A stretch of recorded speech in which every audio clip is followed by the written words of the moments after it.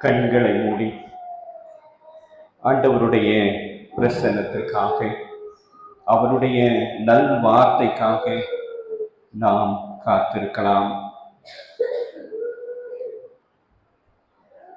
இயேசு ராஜா ஸ்தோத்திரம், ஸ்தோத்திரமே ஸ்தோத்திரமே, உயிருள்ள நாளெல்லாமே ஸ்தோத்திரமே ஸ்தோத்திரமே, உயிருள்ள நாளெல்லாமே. இரக்கமுள்ளவரே, மனதுருக்கம் உடையவரே, இரக்கமுள்ளவரே, நீடிய சாந்தம் பொறுமை அன்பு நிறைந்தவரே, நீடிய சாந்தம் பொறுமை அன்பு நீடிய பொறுமையுள்ள இயேசு ராஜா ஸ்தோத்திரமே, என் இயேசு ராஜா ஸ்தோத்திரமே, ஸ்தோத்திரமே ஸ்தோத்திரமே, உயிருள்ள நாளெல்லாமே ஸ்தோத்திரமே ஸ்தோத்திரமே, உயிருள்ள நாளெல்லாமே ஸ்தோத்திரமே ஸ்தோத்திரமே, உயிருள்ள நாளெல்லாமே. ஸ்தோத்திரம் ஆண்டவரே, நன்றியோடு நாங்கள் உம்மை துதிக்கிறோம், ஸ்தோத்திரிக்கிறோம், உம்மை மகிமைப்படுத்துகிறோம். உம்முடைய பொற்கரத்திலே எங்களை அர்ப்பணிக்கிறோம் சுவாமி. ஆண்டவரே, எங்களை மறைத்து நீங்க வெளிப்படுங்க. உம்முடைய சத்தம் மாத்திரம் ஆண்டவரே எங்களுக்கு கேட்கட்டும். உம்முடைய சத்தத்தை கேட்டு உம்மை ஆண்டவரே நாங்கள் கண்டு, ஆண்டவரே உணர்ந்து, ஆண்டவரே ஒரு மாற்றத்தோடு, ஒரு எழுப்புதலோடு, ஆண்டவரே உம்மை நாங்கள் மகிழ்ச்சியோடு தொழுது கொண்டு அந்த மன நிறைவோடு நாங்கள் இங்கிருந்து புறப்பட கர்த்தர் எங்களுக்கு உதவி செய்ய வேண்டுமாய் ஜெபிக்கிறோம். ஆவியானவர் பொறுப்பெடுத்துக் கொள்ளுங்க, ஆசீர்வதிங்க. உம்முடைய வல்ல கரம் எங்களை நடத்தட்டும், எங்களோடு கூட பேசும் சுவாமி. இயேசு கிறிஸ்துவின் மூலம் ஜெபம் எடுக்கிறோம் எங்கள் ஜீவனுள்ள நல்ல பிதாவே, ஆமென். கிறிஸ்துவுக்குள் அன்பான தேவ ஜனமே, இந்த நல்ல வேளையில உங்கள் அனைவரையும் சந்திப்பதில் எங்களுக்கு மிகுந்த மகிழ்ச்சி. ஆண்டவர் நம்மை ஆசீர்வதிக்க வல்லவராக இருக்கிறார். அவர் நம்மை நேசிக்கிற கர்த்தராக, நம்மோடு பேசக்கூடிய கர்த்தராக, ஆண்டவர் தம்முடைய வார்த்தைகளை வெளிப்படுத்தக்கூடியவராக, ஜீவன் உள்ள தேவனாக அவர் நம் மத்தியில உலாவிக் கொண்டிருக்கிறார். இந்த நாளிலே உங்களை முகமுகமாக சந்திக்க கர்த்தர் நமக்கு ஒரு நல்ல வாய்ப்பை கொடுத்தபடியினாலே நாம் கரங்களை தட்டி ஆண்டவரை மகிமைப்படுத்தலாம். அதே போல இந்த வாய்ப்பை எனக்கு கொடுத்த உங்களுடைய ஊழியர் அவர்களுக்கும், ஆயர், சபை பெரியவர்கள், பொறுப்பாளர்கள், தாய்மார்கள், பெரியவர்கள், வாலிப பிள்ளைகள், சிறு பிள்ளைகள், மாத்திரமல்ல இந்த சபை ஸ்தாபிக்கப்படுவதற்கு காரணமாக இருந்து கொண்டிருக்கிற அத்துணை நல்ல உள்ளங்களையும் இந்த நேரத்தில் நினைவு கூர்ந்து அனைவருக்கும் எங்களுடைய நன்றிகளையும் ஸ்தோத்திரங்களையும் நாங்கள் தெரிவித்துக் கொள்கிறோம். கர்த்தர் உங்களை ஆசீர்வதிப்பார். நீங்கள் பலுகி பெருகி தேவனுக்கு பிரியமான மக்களாக, சாட்சியுள்ள மக்களாக வாழ வேண்டும் என்று சொல்லி நாங்கள் கர்த்தருக்குள் உங்களை ஆசீர்வதிக்கிறோம். ஹல்லேலூயா, ஹல்லேலூயா, ஹல்லேலூயா.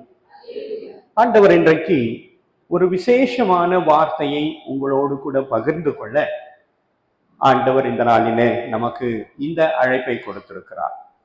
முதலாவது அதற்கு ஆதாரமான வார்த்தையை நாம் எடுத்துக்கொள்ளலாம். வாசியுங்கள். மத்தேயு எழுதின சுவிசேஷம் 13வது அதிகாரம் 52வது வசனம். அப்பொழுது அவர் அவர்களை நோக்கி, இப்படி இருக்கிறபடியால் பரலோக ராஜ்யத்திற்கு அடுத்தவைகளில் உபதேசிக்கப்பட்டு தேறின தேவ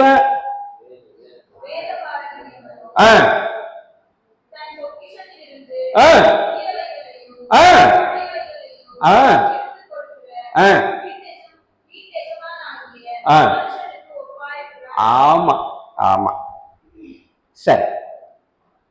எனக்கு அருமையான தேவ ஜனமே, நான் முதல்ல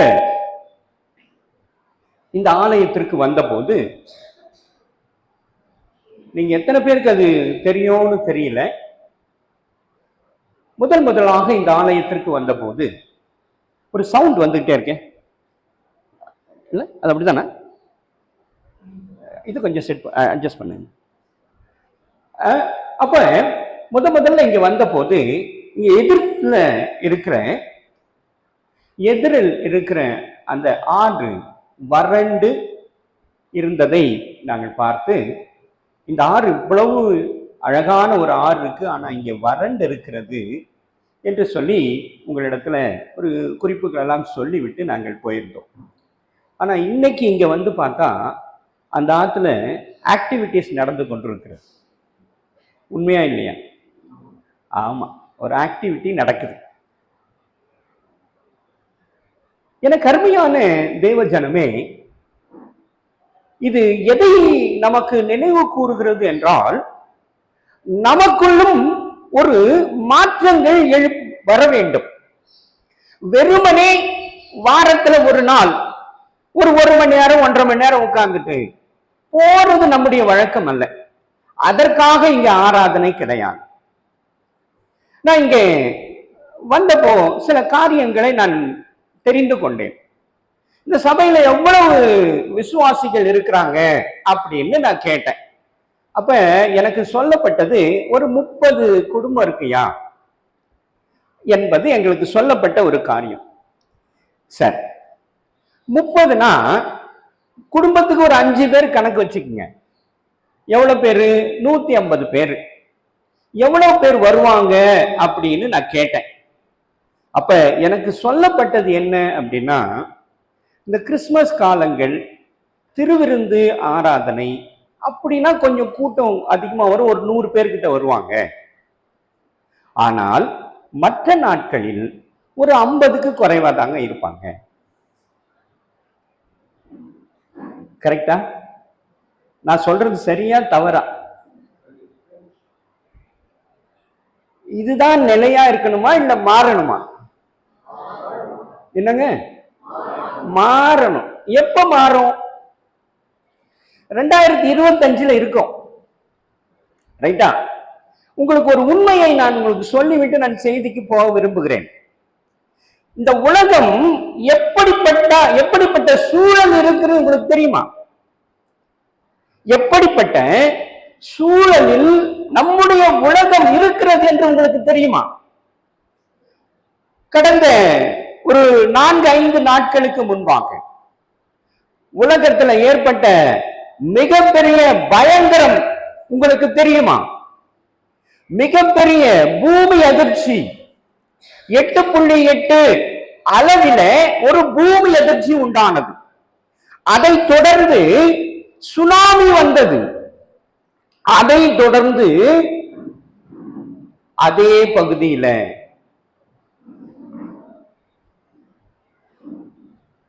எரிமலைகள் வெடித்தது. உலகமே அச்சத்தில் இருக்கிறது. ஜூலை மாதத்துல மட்டும் மாசத்துக்கு எத்தனை நாள்? 30 நாள். ஆனா ஜூலை மாதத்துல மட்டும் இந்த விஷயம், இந்த காரியங்கள், இந்த அழிவின் காரியங்கள் எவ்வளவு நடந்தது என்று உங்களுக்கு தெரியுமா? 35 நிகழ்வுகள் உலகம் முழுவதும் நடந்தது. வெள்ளங்கள், பூமி அதிர்ச்சி, நிலச்சரிவு, இப்படி ஏராளமான காரியங்கள். உலகம் அழிவை நோக்கி போய் கொண்டிருக்கிறது. ஜப்பான்ல மட்டும் ஒரு 3-4 நாளைக்கு முன்னாடி 19 லட்சம் மக்கள், கணக்கில் வைத்துக் கொள்ளுங்கள், ஞாபகத்தில் வைத்துக் கொள்ளுங்கள், 19 லட்சம் மக்கள் தங்களுடைய வாழ்வாதார இடத்தை விட்டு வேறு இடங்களுக்கு நீங்கள் போய்விடுங்கள் என்று அனுப்பிவிட்டார்கள். தெரியுமா உங்களுக்கு? இவ்வளவு பெரிய பயங்கரத்திற்குள் நாம் வாழ்ந்து கொண்டிருக்கிறோம். ஆனால் இந்த பயங்கரத்தின் மத்தியில தேவன் நம்மை காத்துக் கொண்டிருக்கிறார், நம்மை ஆசீர்வதித்து நமக்கு பாதுகாப்பை அருளிக் கொண்டிருக்கிறார். ஆனால் நான் எப்படி இருக்கிறேன் என்று சொன்னால், திருவிருந்துக்கு வருவேன், கிறிஸ்துமஸுக்கு வருவேன், எப்ப சௌகரியப்பட்டா நான் வருவேன். இது சரியா என்பதை நீங்கள் சீர்தூக்கி பார்த்துக் கொள்ள வேண்டும்.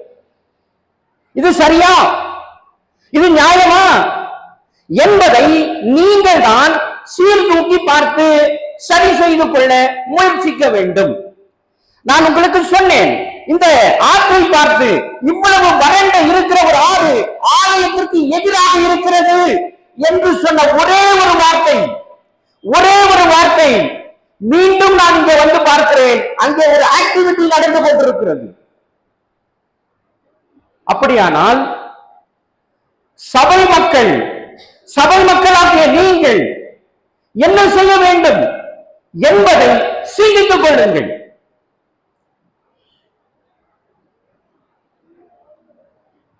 இஸ்ரவேல் மக்கள் இப்படிதான் கீழ்ப்படியாமல் வாழ்ந்து கொண்டிருந்தார்கள், ஆண்டவருக்கு விரோதமாக செயல்பட்டுக் கொண்டிருந்தார்கள்.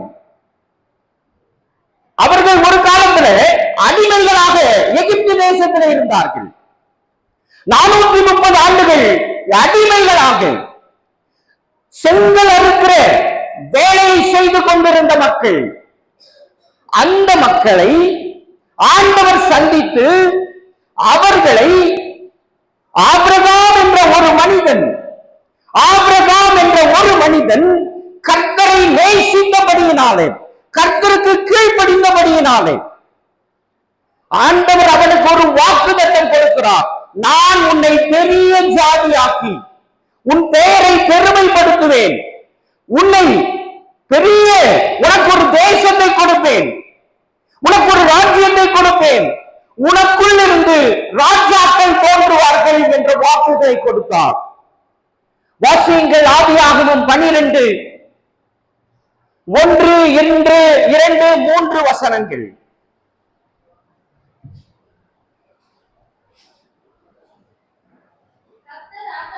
கர்த்தர் ஆபிரகாமை நோக்கி, நீ உன் தேசத்தையும் உன் இனத்தையும் உன் தகப்பனுடைய வீட்டையும் விட்டு புறப்பட்டு நான் உனக்கு காண்பிக்கும் தேசத்துக்கு போ, நான் உன்னை பெரிய ஜாதி ஆக்குவேன்,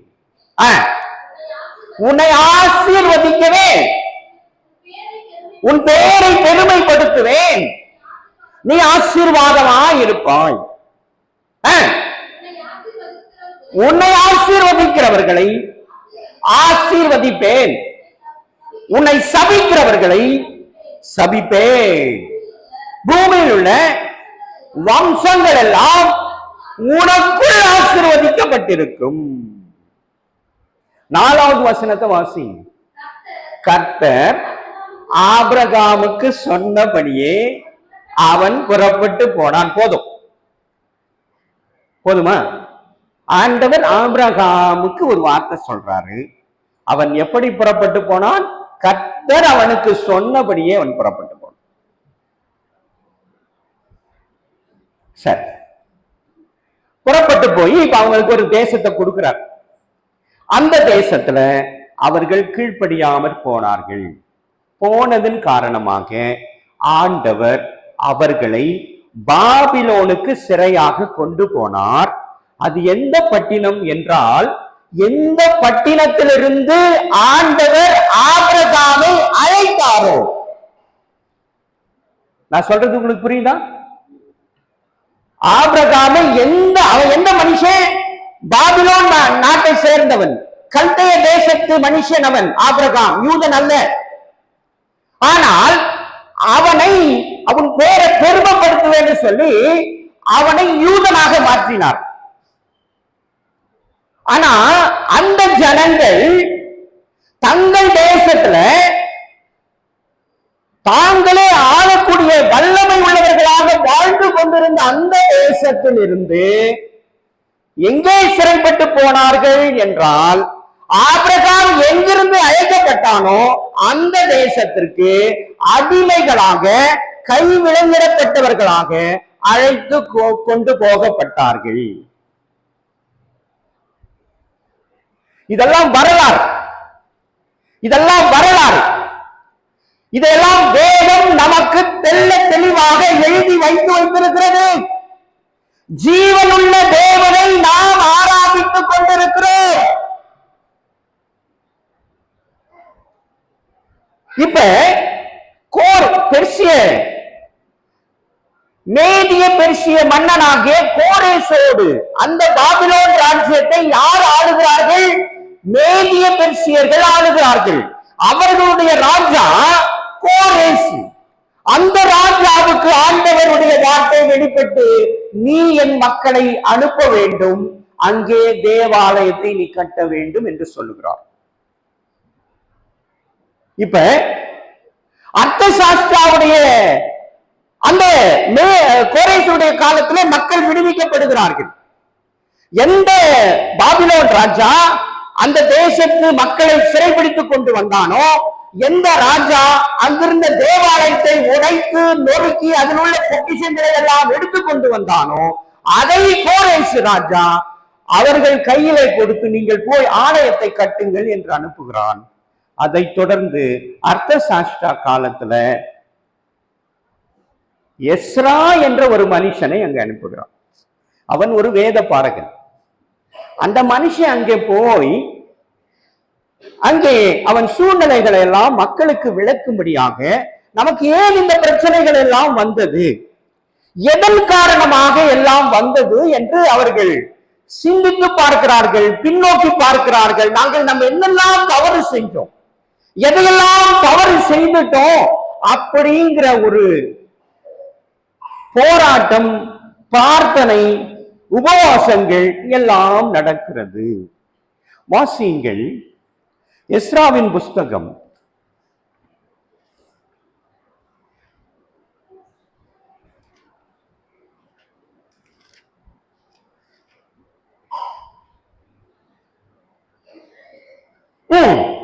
9வது வசனம்.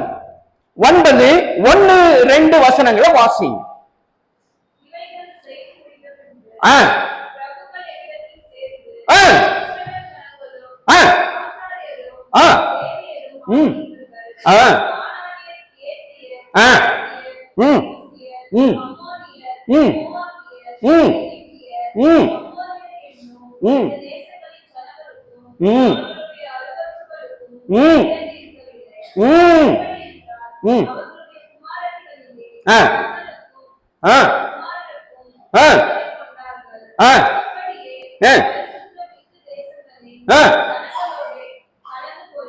ஆமா, அவங்க பல விஷயங்களை சிந்திக்கிறாங்க. நாம என்ன தப்பு செஞ்சோம், நாம் எங்கே தவறினோம், எங்கே ஆண்டவருடைய வார்த்தைக்கு கீழ்ப்படியாமல் போனோம் என்று அவர்கள் சிந்திக்கிறார்கள். அந்த சிந்தனையின் அடிப்படையில ஒரு பாயிண்ட் அவன் கண்டுபிடிக்கிறான். அதுதான் இப்ப நீங்க வாசிச்ச காரியம். அடுத்தது வாசிங்க 13, 14, 15 வசனங்களை வாசிங்க. என் தேவனே, எங்கள் பொல்லாத செய்கைகளினாலும் எங்கள் பெரிய குற்றத்தினாலும் இவைகள் எல்லாம் எங்கள் மேல் வந்தது. தேவரீர் எங்கள் அக்கிரமத்துக்கு தக்க ஆக்கினை எங்களுக்கு வராமல் எங்களை இப்படி தப்புவித்திருக்கையில் நாங்கள் உங்கள் கற்பனைகளை வீணாக்கவும் இந்த அருவப்புள்ள ஜனங்களோடு சம்பந்தம் கலக்கவும் தகுமோ? அப்படி செய்தால் எங்களில் ஒருவனும் மீண்டு தப்பாதபடிக்கு தேவரீர் எங்களை நிர்மூலமாக மட்டும் எங்கள் மேல் கோபமாயிருப்பீர் அல்லவோ? இஸ்ரவேலின் தேவனாகிய கர்த்தாவே, நீர் நீதி உள்ளவர் ஆகையால்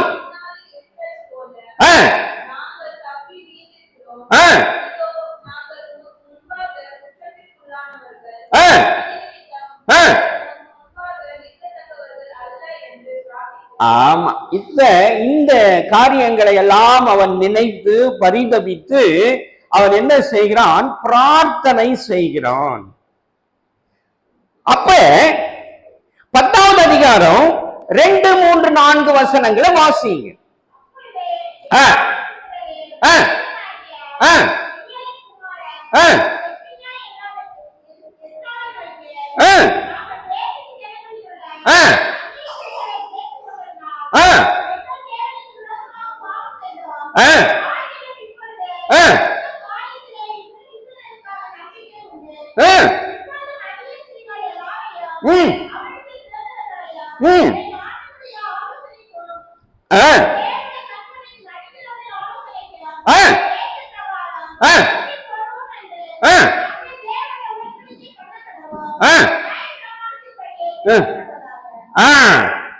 ரைட். இப்ப அங்க இருக்கிற ஒரு மனுஷன், அந்த கூடுகையில இருக்கிற ஒரு மனுஷன் எழும்பி, நீங்க கவலைப்படாதீங்கயா, நாங்கள் செய்த பாவத்திற்கு பரிகாரம் தேடுகிறோம் என்று சொல்லுகிறான். அப்பொழுது வாசிங்க 10வது 11 வசனங்களை வாசிங்க. 11, 12 வசனம்.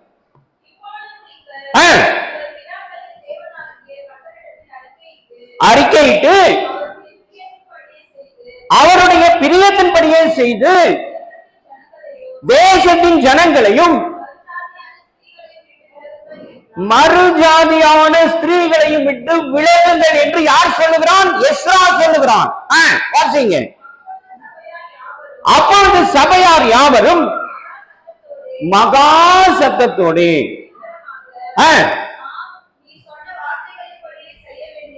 செய்ய வேண்டியதுதான், ஆனாலும்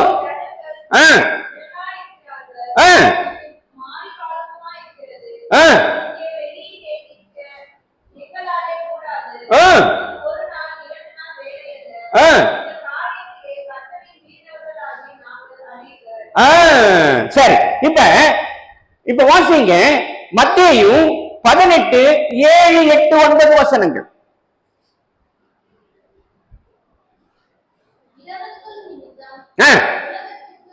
உலகத்திற்கு ஐயோ, இடரல்கள் வருவது அவசியம், ஆனாலும் எந்த மனுஷனால் இடரல் வருகிறதோ அவனுக்கு ஐயோ. உன் கையாவது உன் காலாவது உனக்கு இடரல் உண்டாக்கினால் அதை தரித்து எரிந்து போடு. நீ 2 கையுடையவனாய் அல்லது 2 காலுடையவனாய் நித்திய அக்கினியிலே தள்ளப்படுவதை பார்க்கிலும் சப்பானியாய் அல்லது ஊனனாய் நித்திய ஜீவனுக்குள் பிரவேசிப்பது நலமாயிருக்கும். அல்லேலூயா. பாருங்க, எவ்வளவு பெரிய காரியத்தை அவர்கள் ஒருமனப்பட்டு செய்கிறார்கள் என்பதை நினைத்துக் கொள்ளுங்கள். இன்றைக்கு நமக்கு எல்லாம் ஒரு விசேஷம் தெரியும். ஆபிரகாம், ஆண்டவர் அவனை அழைக்கும் போது அவனுக்கு வயது 75. அந்த சமயத்தில் அவனுக்கு குழந்தைகள் இல்லை. ஆபிரகாமுக்கு என்ன இல்லை? குழந்தை இல்லை. அப்ப ஆண்டவர் அவனை அழைக்கிறார், நீ உன் இனத்தை விட்டு நீ புறப்பட்டு போ, நான் உன்னை பெரிய ஜாதி ஆக்குறேன். அப்ப ஆபிரகாம் கேட்கிறான், எப்படிப்பா எங்களை பெரிய ஜாதி ஆக்குவீங்க? எனக்கு தான் குழந்தையே இல்லையே. இல்லையா? உன்னை நான் பெரிய ஜாதி ஆக்குவேன், உன்னை ஒரு பெரிய தேசத்து மனுஷனா மாத்திருவேன், நீ பெரிய ராஜாவா இருப்ப, உனக்குள் ராஜாக்கள் தோன்றுவார்கள் எல்லாம் சொல்றீங்க. எப்படி ஆண்டவரே, எனக்கு தான் குழந்தையே இல்லையே. அப்ப ஆண்டவர் சொல்றாரு, உனக்கு உன் சுதந்திரவாதி உனக்கு உண்டு, நீ கவலைப்படாது. அப்ப இவர் போய் யாருக்கிட்ட சொல்றாரு?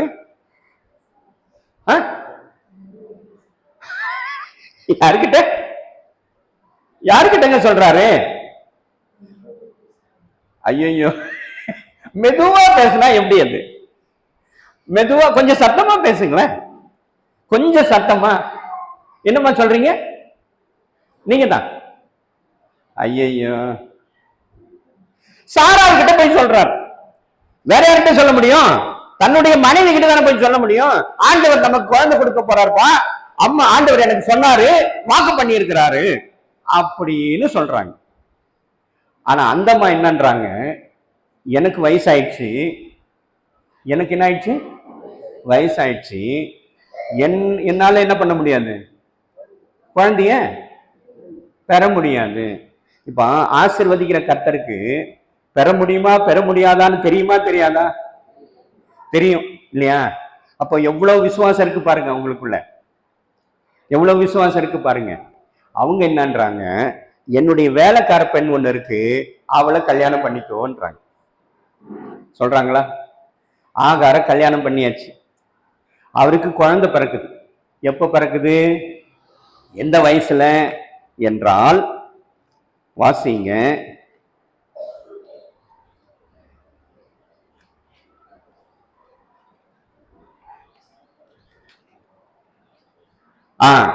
பதினாறு 16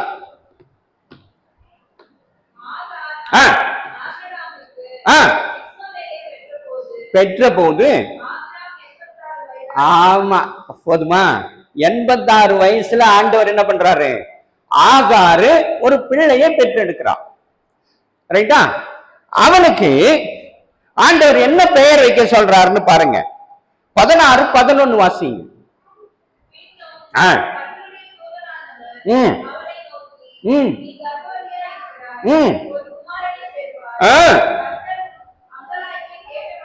கேட்டபடினால், ஆமா, அடுத்த வசனத்தையும் வாசித்துருங்க இப்பவே.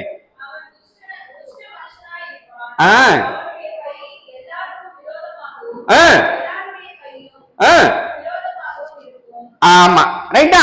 இப்போ ஆகார் என்ன பண்றாங்க? அவங்களுக்கு ஒரு பிள்ளை பிறந்துருச்சு. ரைட்டா? இப்ப எந்த வயசுல பிறந்தது?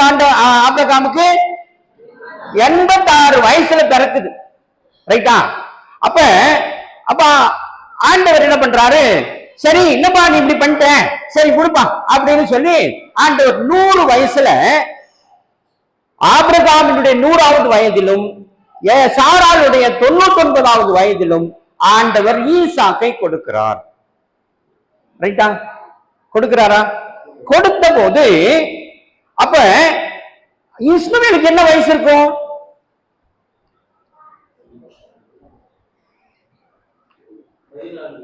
வெரி குட், 14 வயசு இல்லையா? 14 வயசு. இப்ப அவன் வளர்றான், கொஞ்சம் கொஞ்சமா வளர்றான். ஒரு இன்னொரு 3-4 வயசு ஆகுது. ரைட்டா? அப்ப வாசிங்க 21 9 10 வசனங்கள்.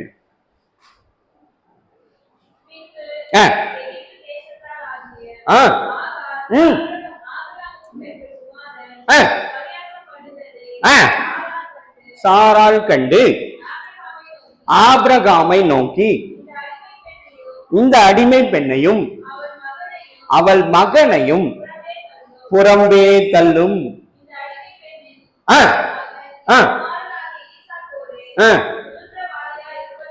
ஆமா, அங்கேயும் ஒரு என்ன பண்றாங்க? ஒரு பயங்கரமான ஒரு முடிவு எடுக்கிறார்கள். இப்ப ஆபிரகாமுக்கு பிறந்த மகன் தான் யாரு? இஸ்மவேல், இல்லையா? அவருக்கு மனைவியாக இருக்கிறவள் தான் ஆகார். ஆனா அங்க ஒரு பயங்கரமான ஒரு முடிவு எடுக்கப்படுகிறது. எந்த அடிப்படையிலே என்றால், ஆண்டவர் நமக்கு என்ன வழி காட்டுகிறாரோ அந்த வழியிலே நாம் நடக்க பிரயாசம் எடுக்க வேண்டும். இடரல் இப்ப நம்ம வாசிச்சோம் இல்லையா? 18 மத்தேயு 18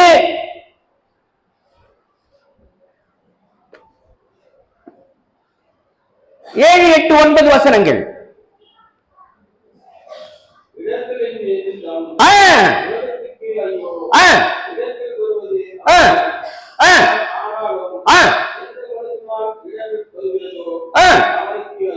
ஐயோ,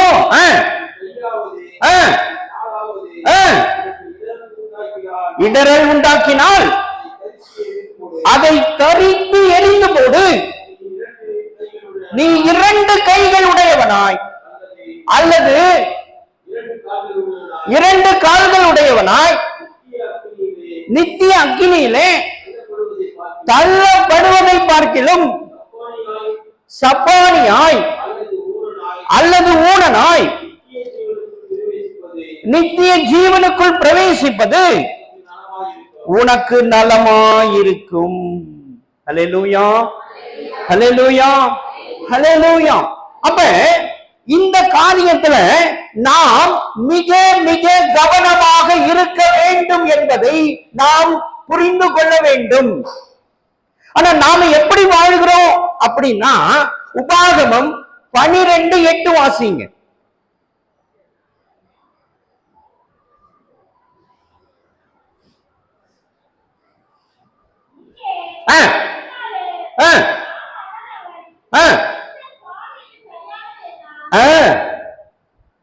வாசிங்க. செய்கிறது போல செய்யாதிருப்பீர்களாக. ஏன் அப்படின்னா, ஆண்டவர் நமக்கு கட்டளையிட்டு இருக்கிறார். நான் என்ன செய்ய வேண்டும், என்ன செய்யக்கூடாது என்பதை நமக்கு தெளிவாக எழுதி கொடுத்திருக்கிறார். சொன்னது மாத்திரமல்ல, நம்முடைய கரங்களிலே இருக்கிற இந்த பரிசுத்த வேதாகமம் அத்தனையும் நமக்கு தெளிவாக சொல்லிக் கொண்டிருக்கிறது. ஹல்லேலூயா, ஹல்லேலூயா, ஹல்லேலூயா. ஆனா நாம என்ன நினைச்சு கொண்டிருக்கிறோம்?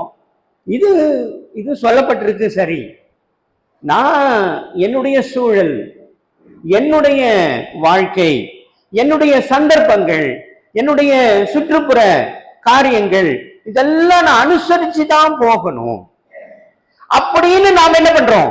ஒரு முடிவெடுத்து செயல்பட்டு கொண்டிருக்கிறோம். அல்ல பிரியமானவர்களே, ஆண்டவர் நாம் எப்படி வாழ வேண்டும், எதை செய்ய வேண்டும், எந்த வழியில நடக்க வேண்டும் என்று ஆண்டவர் நமக்கு சொல்லிக் கொண்டிருக்கிறார். வாசியுங்கள், யோவான் எழுதின சுவிசேஷம் 14:6.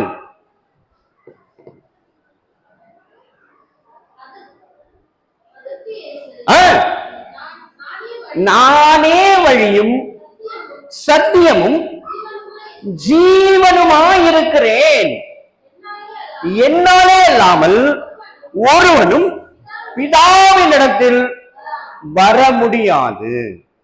அப்ப பிதாவினிடத்தில் நான் பிரவேசிக்க வேண்டுமானால், ஆண்டவரிடத்தில் நான் பிரவேசிக்க வேண்டுமானால் நான் என்ன செய்ய வேண்டும்? இயேசு என்கிற அந்த வழியை நான் பின்பற்ற வேண்டும். எதை பின்பற்ற வேண்டும்? இயேசு என்கிற அந்த வழியை நான் பின்பற்ற வேண்டும். அப்படியானால் இயேசு யார் உங்களுக்கு தெரியுமா? இயேசு, ஆண்டவராக இயேசு கிறிஸ்து யாருன்னு உங்களுக்கு தெரியுமா? தெரியுமா தெரியாதா?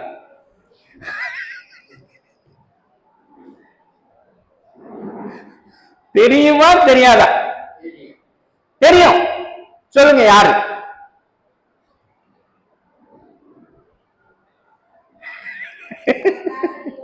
என்னமா யாருங்க அது? நமக்காக ஜீவனை கொடுத்தவர். Very good, correct. அடுத்தது இப்பதான் கொஞ்சம் பேசுங்க கொஞ்சம். அடுத்தது இப்ப கொஞ்சம் மெதுவா பேசிட்டு இருந்தீங்க, இப்பதான் கொஞ்சம் சவுண்ட் வருது. நம்முடைய பாவங்களுக்கா, ரைட். அப்புறம் ஆதி சுத்தி சுத்தி சுத்தி சுத்தி ஒரே இடத்துலதான் ஒரே விஷயம், ஒருத்தர் ஒரு வருத்தம் சொல்லிட்டாங்கன்னா அதையே சுத்தி, ரைட்டா? என்னங்கம்மா?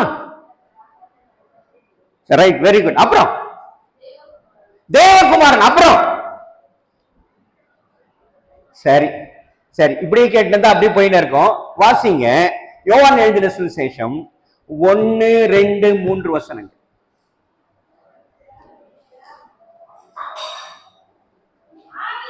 ஆதியிலே வார்த்தை இருந்தது, அந்த வார்த்தை தேவனிடத்தில் இருந்தது, அந்த வார்த்தை தேவனாய் இருந்தது, அவர் ஆதியிலே தேவனோடு இருந்தார், சகலமும் அவர் மூலமாய் உண்டாயிற்று, உண்டானதொன்றும் அவராலே இல்லாமல் உண்டாகவில்லை. இப்ப 14வது வசனத்தை வாசிங்க. அந்த வார்த்தை மாம்சமாகி கிருபையினாலும் சத்தியத்தினாலும் நிறைந்தவராய் நமக்குள்ளே வாசம் பண்ணினான். யார் அவரு? அப்ப இயேசு யாரு? பத்தியா பத்தியா? இப்ப நான் உங்களுக்கு எல்லாத்தையும் போட்டு சொல்லியும் காட்டிட்டேன். இப்ப கேட்டாலும் யாருன்னு தெரியல. இப்ப சொல்லுங்க, யாரு? வார்த்தையானவருங்க. வெரி குட், கை தட்டுங்க, நல்லா தட்டுங்க. அந்த வார்த்தையை தான் நீங்க இப்ப கையில வச்சிருக்கிறீங்க. கை தூக்கி உயர்த்தி காட்டுங்க, அதை கையில இருக்கிறத உயர்த்தி காட்டுங்க. அதுக்கு பேர் என்ன? அதுக்கு பேர் என்ன? பரிசுத்த வேதாகம். அடுத்தது அடுத்தது இப்படியே எல்லாத்துக்கும் ஆண்டவர் வார்த்தைன்னு சொல்லிக்கிறாரு. ஒரு வார்த்தை கூட ஜோடி இல்லாம இருக்காதா? வேதத்தை என்ன பண்ணுமா? தேடி வாசிங்க, ஒரு வார்த்தை கூட ஜோடி இல்லாம இருக்காதுன்னு. அப்ப பரிசுத்த வேதாகமும் தான். அப்ப அடுத்தது என்ன வார்த்தை? அது அடுத்தது சத்திய வார்த்தை. அல்லேலூயா. அப்ப இப்ப புரிஞ்சு கொள்ளுங்க, நான் ஆலயத்திற்கு எவ்வளவு அவசியம் வந்தாகணும் என்பது புரியுதா? இப்ப புரிஞ்சு கொள்ளுங்க. நான் ஒரு வாரம் வருவேன், திருவிருந்து கொடுத்தா வருவேன், திருவிருந்து வாங்குறதுக்கு மட்டும் வருவேன் அப்படின்னு இருந்தா இப்படிதான் இருக்கும். ஆனால் நான் ஆண்டவர் என்ன சொல்லி இருக்கிறார்? ஓய்வு நாளை என்னமா பரிசுத்தமாய் ஆசரிக்க நினைப்பாயாக. என்னைக்கு பரிசுத்த நாள்? என்னைக்கு பரிசுத்த ஓய்வு நாள்? கிறிஸ்துமஸ்க்கு மட்டும்தானா? என்னைக்கு ஓய்வு நாள்? ஓய்வு நாள்னா என்ன தெரியுமா உங்களுக்கு? ஓய்வு நாள்னா என்னன்னு தெரியுமா? Very good, very good. இப்ப புரியுதா? சரி, அப்ப 6 நாள் வேலை செய்ய சொல்லிட்டாரு, 7வது நாள் என்ன பண்ண சொல்லிட்டாரு? ஓய்வு இருக்க சொல்றாரு. எப்படி ஓய்வு இருக்க சொல்றாரு? பரிசுத்தமாய், இல்லையா? பரிசுத்தமாய். எப்படி பரிசுத்தமாய்?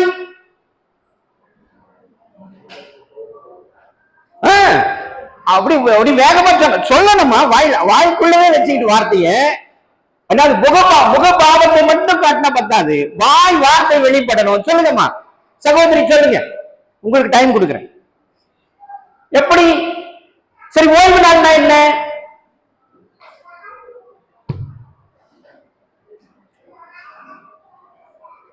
வாசிங்க யாத்ராகமம் 20, 10.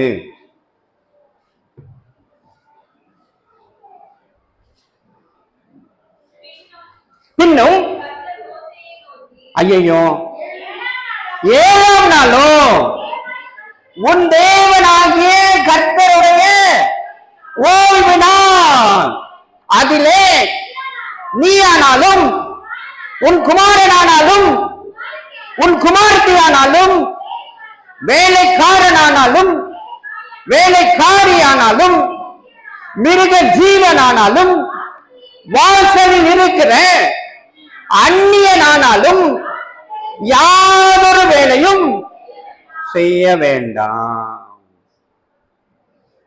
சொல்லியிருக்கிறாரா? சொல்லியிருக்கிறாரா? சொல்லலையா? சொல்லியிருக்கிறார். Very good. 58:13 வாசிங்க.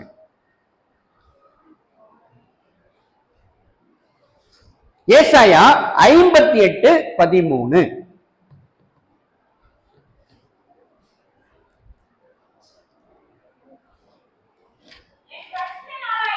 என் பரிசுத்த நாளாகிய ஓய்வு நாளிலே எனக்கு இஷ்டமானதை செய்யாதபடிக்கு உன் காலை விளக்கி உன் வழிகளின்படி நடவாமல், உனக்கு இஷ்டமானவைகளை செய்யாமல், உன் சொந்த பேச்சை பேசாமல் இருந்து ஓய்வு நாளை மன மகிழ்ச்சியின் நாள் என்றும் கர்த்தருடைய பரிசுத்த நாள் என்றும் மகிமையுள்ள நாள் என்றும் அதை மகிமையாக எண்ணுவாயாக. ஹல்லேலூயா, ஹல்லேலூயா, ஹல்லேலூயா.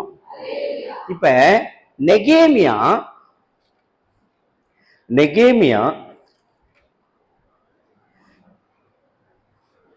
13வது அதிகாரம் 25வது வசனத்தை வாசிங்க.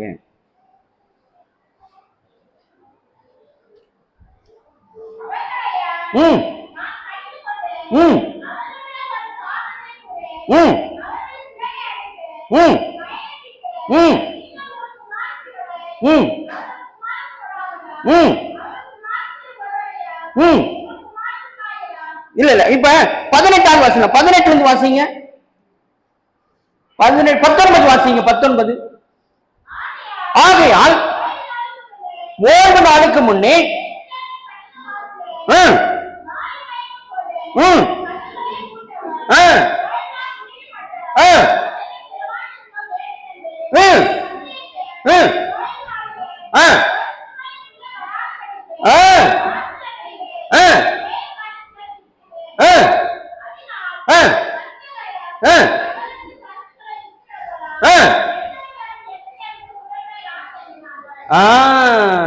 இப்ப எப்படியெல்லாம் ஒரு பிரயாசம் எடுக்கிறாங்க பாருங்க, எப்படியெல்லாம் ஒரு பிரயாசம் எடுக்கிறார் பாருங்க.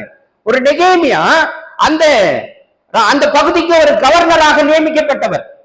இப்ப எஸ்ரா, நெகேமியா போன்றவர்கள் எல்லாம் எங்கிருந்து வருகிறார்கள்? அடிமைத்தன வீடாகிய பாபிலோனிலிருந்து வருகிறார்கள். வந்து நாங்க என்னெல்லாம் தவறு செய்கிறோம் என்று ஒரு குறிப்பு எடுக்கிறாங்க, ஒரு குறிப்பு எடுக்கிறாங்க. அப்ப அந்த குறிப்பு முதல்ல வாசிக்கலாம், அந்த குறிப்பு முதல்ல வாசிக்கலாம். வாசிங்க. நெகேமியா 10:30வது வசனத்திலிருந்து கொஞ்சம் வாசிங்க. 7 குறிப்பு அவங்க கண்டுபிடிக்கிறாங்க. என்ன காரணத்திற்காக நாமெல்லாம் அடிமைகளாக போனோம், எங்களை எங்களுடைய ராஜ்யத்திலிருந்து எதற்காக ஆண்டவர் பிடுங்கி எங்களை எரிந்து போட்டார் என்று அவர்கள் சிந்திக்கிறார்கள். சிந்தித்து அவர்கள் ஒரு குறிப்பு எடுக்கிறாங்க, 7 பாயிண்ட் எடுக்கிறாங்க. அந்த 7 பாயிண்ட் அவர்கள் எல்லாம் ஒன்று கூடி ஒப்பு கொடுக்கிறார்கள். இதெல்லாம் நாங்கள் செய்த தவறு, இந்த தவறை இனி நாங்கள் செய்ய மாட்டோம். வாசிங்க. 30வது வசனத்திலிருந்து வாசிங்க. நாங்கள் எங்கள் குமாரத்திகளை தேசத்தின் ஜனங்களுக்கு கொடாமலும் எங்கள் குமாரருக்கு அவர்கள் குமாரத்திகளை கொள்ளாமலும் இருப்போம். முதலாவது பாயிண்ட். இரண்டாவது பாயிண்ட், தேசத்தின் ஜனங்கள் ஓய்வு நாளிலே சரக்குகளையும் எந்தவித தானிய தவசங்களையும் விற்கிறதுக்கு கொண்டு வந்தால் நாங்கள் அதை ஓய்வு நாளிலும் பரிசுத்த நாளிலும் அவர்கள் கையில் கொள்ளாதிருப்போம், வாங்க மாட்டோம். அடுத்தது மூணாவது, நாங்கள்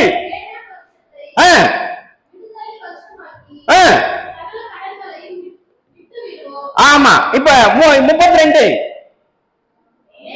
மேலும் ஆராதனைக்காக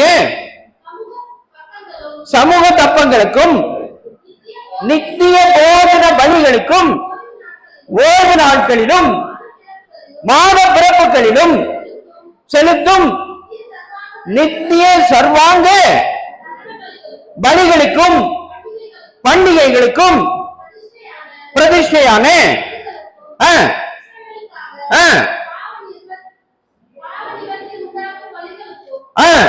இப்ப 35 வாசிங்க.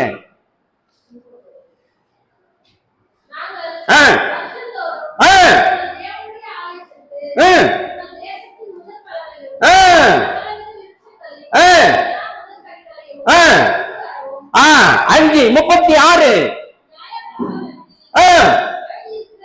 எழுதி இருக்கிறபடியே எங்கள் குமாரரில் முதல் பேர்களை எங்கள் ஆடு மாடுகளாகிய மிருக ஜீவன்களை தலையீட்டுகளையும் எங்கள் தேவனுடைய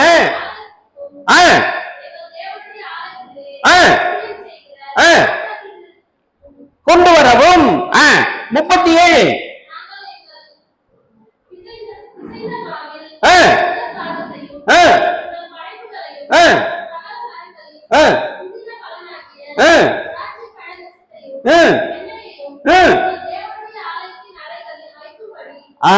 சரி சரி, இப்ப நல்லா புரிஞ்சுக்கொள்ளுங்க. அவர்கள் 7 பாயிண்ட், எங்ககிட்ட என்ன தவறு ஆண்டவரே, நாங்க என்ன பாவம் செஞ்சோம், நீங்க என்கிட்ட வார்த்தையை கொடுத்திருக்கிறீங்க, நீங்க எங்களுக்கு போதித்திருக்கிறீங்க, நான் என்ன செய்ய வேண்டும், இந்த வழியில நடக்க வேண்டும் என்று எனக்கு வழியை கற்றுக் கொடுத்திருக்கிறீர், நான் என்ன செய்ய வேண்டும் ஆண்டவரே? என்னுடைய குடும்பம் ரட்சிக்கப்பட, என்னுடைய வாழ்வு பெருக, என்னுடைய சூழ்நிலை மாற, என்னை நீர் ஆசீர்வதிக்க வேண்டுமானால் நான் என்ன செய்ய வேண்டும் என்று நாம் ஒவ்வொருவரும் கேட்க வேண்டும். எப்படி இஸ்ரவேல் ஜனங்கள் அவர்கள் தங்கள் பாவங்களுக்காக ஆண்டவரிடத்தில் மன்றாடி பெற்று ஒப்பு கொடுத்தது போல நாமும் ஒப்பு கொடுக்க வேண்டும் என்று ஆண்டவர் உங்களோடு பேசிக் கொண்டிருக்கிறார். நான் உங்களுக்கு சொன்னேன், இந்த பூமி எவ்வளவு பாடுகளோடு இருக்கிறது, எவ்வளவு அழிவுகளை நாம் சந்தித்துக் கொண்டிருக்கிறோம்.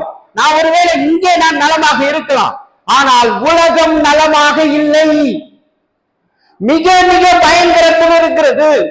எதுவும் எப்பொழுதும் நடக்க முடியும், எந்த சூழ்நிலையிலும் இது நடக்காது என்று ஒருவரால் சொல்ல முடியுமா? நான் உங்களை கேட்கிறேன், வெளியில ஒருவர் புறப்பட்டு போகிறார், அவர் நிச்சயமாக வீடு வந்து சேருவார் என்ற நிச்சயம் யாருக்காவது இருக்கா? அப்ப என்ன சூழ்நிலை நாம் வாழ்ந்து கொண்டிருக்கிறோம்?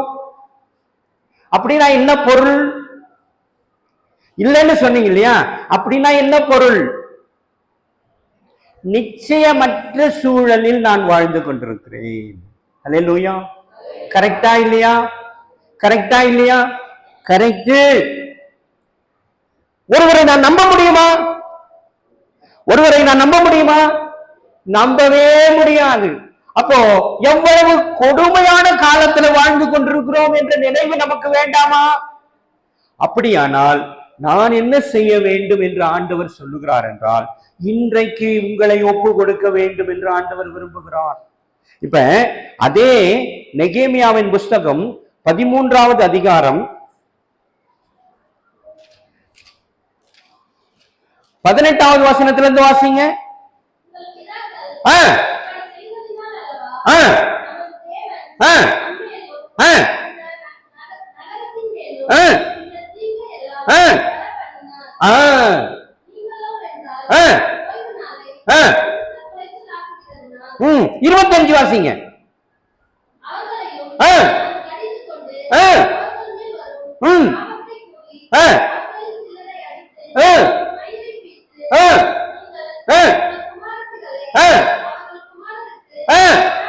கொடாமலும் அவர் குமார்த்தைகளில் ஒருவரையும் உங்கள் குமாரருக்கு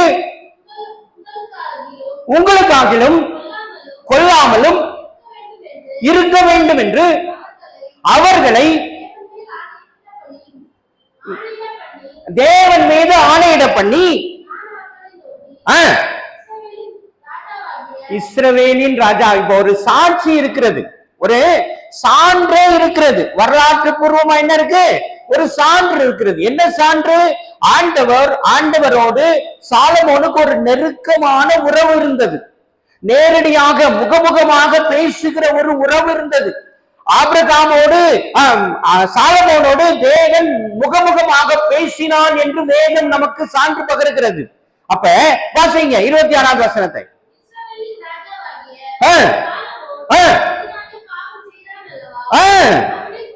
அவனை போல ராஜா உண்டாயிருந்ததில்லை, அவனை போன்ற ஒரு ராஜா இல்லை. எப்படி? அவனை போல செல்வ செழிப்பான ராஜாவும் இல்லை, அவனை போல ஞானவானும் ஒருவனும் பூமியில் இல்லை என்று சொல்லப்பட்டிருக்கிறது. அதை மீண்டும் அவர்கள் பதிவு செய்கிறார்கள். வாசியுங்கள்.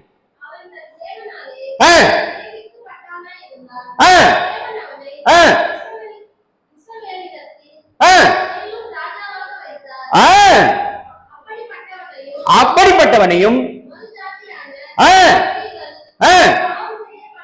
பாவம் செய்ய பண்ணினார்களே. நாம புரிந்து கொள்ள வேண்டும். இன்னைக்கு நம்முடைய குடும்பங்களிலும் இதுதான் இருக்கிறது. ஒரு குடும்பத்துல, எந்த குடும்பத்திலையும் இல்லைன்னு சொல்ல முடியாத அளவிற்கு இன்றைக்கு வேறொரு காரியம் நமக்குள் புகுத்தப்பட்டிருக்கிறது. ஒரு 20-30 வருஷத்துக்கு முன்னாடி ஐயோ நம்ம 1000 கேட்கணும்பா, 1000 ஒத்துக்க மாட்டாரு அப்படின்னு சொல்லப்பட்ட காலம் ஒரு காலம் இருந்தது. ஐயோ அப்படியா, ஐயோ முடியாதுப்பா, 1000 ஒத்துக்க மாட்டாரு, சர்ச்சு ஒத்துக்காது, சபை மக்கள் ஒத்துக்க மாட்டாங்க, குடும்பம் ஏத்துக்காது, இப்படியெல்லாம் சொல்லி கொண்டிருந்தோம். ஆனா இன்னைக்கு என்ன ஆயிடுச்சு தெரியுமா? சபையும் வேணா, குடும்பமும் வேணா அப்படின்ற நிலையில நம்முடைய பின் சந்ததியார் இன்றைக்கு மாறிவிட்டார்கள். மாற்றம் வந்து விட்டது. அதற்காக இப்ப உங்களுக்கு எல்லாம் ஒரு கேள்வி இருக்கும். இப்ப போய் சுவிசேஷன் சொல்லுன்னு சொல்றோமே, சுவிசேஷன் சொல்லணும்னு சொல்றோமே, இதையே ஏத்துக்க மாட்டேன்றீங்க அப்படின்னு கேட்டா ஆண்டவர் அதற்கும் பதில் வைத்திருக்கிறார். நீங்க முதல்ல சுவிசேஷத்தை சொல்லி அந்த நம்பிக்கைக்குள் அவர்களை வரவழைத்து அதற்கு பிறகு என்ன பண்ணணும்? நம்முடைய குடும்பங்களில் என்ன பண்ணணும்? நாம சேர்த்து கொள்ள வேண்டும். அதுதான் முறை. ஆனால் இன்றைக்கு என்ன ஆயிடுது? அவங்க இன்னைக்கு கணவன் மனைவியாக என்ன பண்றாங்க? வேறு நம்பிக்கை உள்ளவர்கள் கணவன் மனைவியாக வருகிறார்கள். என்ன நிலையில வருகிறாங்க? இன்னைக்கு என்ன பேச்சு தெரியுமா? நான் என்னுடைய கடவுளை ஏத்துக்கோ உங்ககிட்ட சொல்ல மாட்டேன், நீ உன் கடவுளை ஏத்துக்கோன்னு என்கிட்ட சொல்லாது. புரியுதா நான் சொல்றது? நான் உன்ட்டு சொல்ல மாட்டேன், நான் உன்னை கம்பல் பண்ண மாட்டேன். ஏன்னா இது என்னாச்சு? இன்னைக்கு ஒரு ஜனநாயக நாடா மாறிடுச்சு. அப்ப நம்ம என்ன சொல்றோம்? நான் உங்களை கம்பல் பண்ண மாட்டேன். கம்பல் பண்ண வேண்டாம், நல்லதுதான். அவங்களும் கம்பல் பண்ண மாட்டாங்க, நல்லதுதான். அப்ப குழந்தை பிறந்தா என்ன நம்பிக்கையில் அது வளரும் இல்லையா? அவரு அவங்க நம்பிக்கையில இருப்பாரு, இவங்க நம்பிக்கையில இருப்பாங்க, ரைட்டு. குழந்தை பிறந்தா எந்த நம்பிக்கையில இருக்கும்? அது எந்த நம்பிக்கையில வளர்கிறது என்றால் கடவுள் இல்லை என்ற நம்பிக்கையில் வளர்கிறது. ஹல்லேலூயா, ஹல்லேலூயா. அப்படின்னா கடவுள் நம்பிக்கை இல்லாதவர்களுடைய நிலை என்ன? சுயசார்பு இல்லையா? இப்ப வாசிங்க சங்கீதம் 118, சங்கீதம் 118 8-9 வசனங்கள்.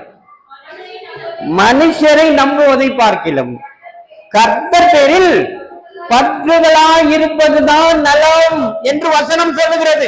ஆனா குழந்தைகள் எந்த நம்பிக்கையில வளர்க்கப்படுகிறார்கள்? கடவுள் இல்லை என்ற நம்பிக்கையில வளர்க்கப்படுகிறார்கள். அப்படின்னா என்ன? தன்னைத்தான் சார்ந்து வாழ்கிற ஒரு வாழ்க்கை. நல்லதுதான், தப்பே இல்லை. ஆனால் அது சரியான வாழ்வா? இல்லை. வசனம் நமக்கு தெளிவாக சொல்லுகிறது, மனுஷனை நம்புவதை பார்க்கலாம் என்னை நானே நம்ப முடியாது, என்னையே நான் நம்ப முடியாது. அந்த சூழ்நிலை தான் இன்னைக்கு. என்னையே நான் நம்ப முடியாது, அடுத்தவனை பத்தி நம்ம பேசணும். என்னையே நான் நம்ப முடியாது. நான் ஒரு நாளைக்கு ஒரு மாதிரி இருப்பேன், இன்னொரு நாளைக்கு சொல்றீங்களா சொல்ல மாட்டீங்களா? இன்னொரு நாளைக்கு இன்னொரு மாதிரி மாறிடுவேன். ரைட்டா? காலையில ஒரு மாதிரி இருப்பேன், நைட்டு ஒரு மாதிரி இருப்பேன், மத்தியானம் ஒரு மாதிரி இருப்பேன். இதுதான் நிலை.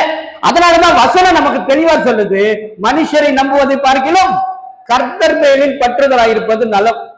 அப்ப நாம என்ன பண்றோம்? இந்த தவறினால வேறொரு பெரும் தவறை செய்து கொண்டிருக்கிறோம். அது மனுஷரை நம்புகிற தவறு. ஆனா அந்த மனிதனை நம்பக்கூடிய நிலையில இருக்கா இன்னைக்கு உலகம்? இன்னைக்கு அந்த உலகம் இருக்கா? எந்த மனுஷனையாவது நம்ப கூடிய சூழல் இருக்கா? இல்லை. அப்ப அதுக்கும் பதில் இல்லை.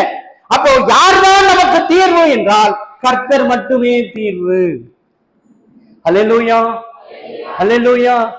நான் சொல்றது உங்களுக்கு புரியுதா புரியலையா என்பது எனக்கு தெரியவில்லை. நான் கரெக்டா கன்வே பண்ணி இருக்கிறேன்னு நான் நம்புறேன். தயவு செய்து ஒப்பு கொடுங்கள். ஆண்டவரோடு கூட பேசுங்க, ஆண்டவரோடு கூட உறவாடுங்க. ஆண்டவரே எனக்கு தெளிவுபடுத்துங்கள் என்று சொல்லுங்கள்.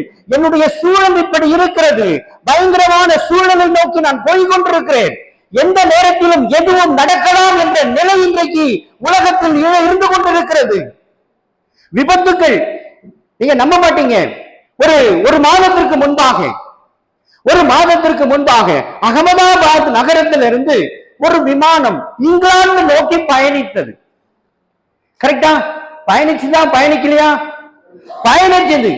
அது புறப்பட்ட 30 வினாடிகளில் விழுந்து நொறுங்கி எரிந்து அதிலே பயணம் செய்த 241 பேர், எத்தனையோ கனவுகளோடு ஒரு குடும்பம் தன்னுடைய இந்திய தேசத்திலிருந்து, அவர்கள் டாக்டர் குடும்பம், அந்த குடும்பம் ஒரேடியா என்ன பண்ண போறாங்க?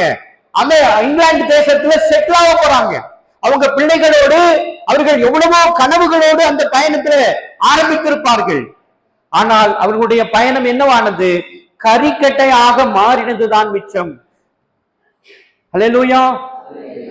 இன்னொரு அதிர்ச்சிகரமான ஒரு விசேஷத்தை உங்களுக்கு கேள்விப்பட்டிருப்பீங்க, இருந்தாலும் சொல்றேன். அந்த விபத்துக்கு ஒரு காரணம் கண்டுபிடிக்கப்பட்டது. என்ன காரணம் என்றால், அந்த விமானத்தினுடைய ஃப்ளூயல், எரிபொருள் சப்ளை கட் செய்யப்பட்டதனாலதான் அந்த விபத்து என்பதை கண்டுபிடித்தார்கள்.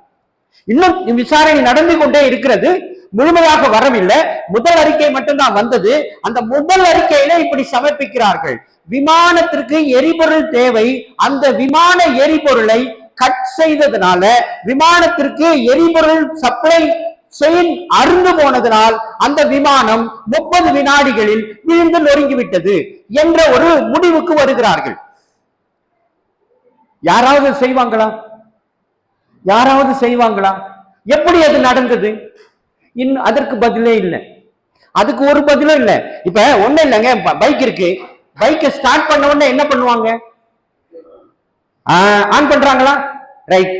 அப்ப பெட்ரோல் ஆன் பண்ணாதான் வண்டி ஓடோன்னு தெரியும். அப்போ விமானத்தை இயக்க வேண்டுமானால் எது தேவை?